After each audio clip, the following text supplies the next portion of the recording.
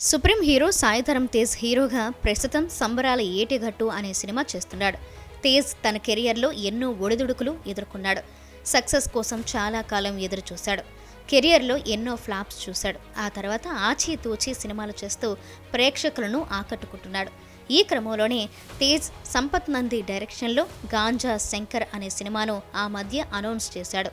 ఓ video clips కూడా విడుదల చేశాడు. అయితే ఆ తర్వాత కాంట్రోకు కేరాఫ్గా మారిన ఈ టైటిల్ అండ్ సినిమాపై ఇన్ని రోజుల తర్వాత డైరెక్టర్ సంపత్ నంది రియాక్ట్ అయ్యాడు.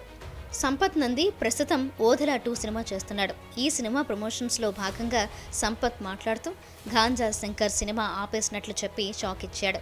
గాంజా శంకర్ సినిమాకు పోలీసులు నోటీసులు ఇచ్చారని, టైటిల్ మార్చితే అభ్యంతరం లేదని చెప్పాడు.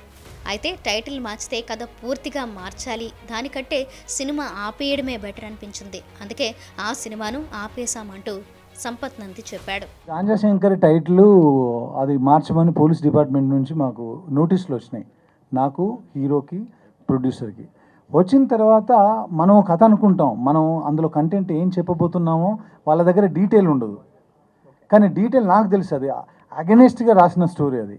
అలా అన్నప్పుడు దానికి వెళ్ళి వాళ్ళని కన్విన్స్ చేసి అది చేయడం కరెక్ట్ కాదండి. వాళ్ళ దగ్గర నోటీస్ వచ్చింది, సరే గాంజా శంకర్ ఆపేద్దాం, శంకరుడి మీద సినిమా చేద్దామని ఈ సినిమా చేశాను.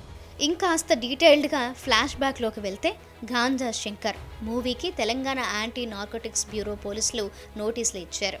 ఈ మూవీలో గంజాయి పదాన్ని తొలగించారని నోటీసుల్లో సూచించారు. టీఎస్ న్యాబ్ పోలీసులు సినిమాలో మాదక ద్రవ్యాల సంబంధించిన అభ్యంతరకర సన్నివేశాలు ఉంటే NDPS 1985 చర్యలు తీసుకుంటామని హెచ్చరించారు.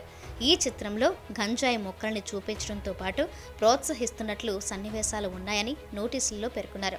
అలాగే సినిమా టైటిల్ విద్యార్థులు, యువతపై ప్రభావం చూపుతుందని హెచ్చరించారు.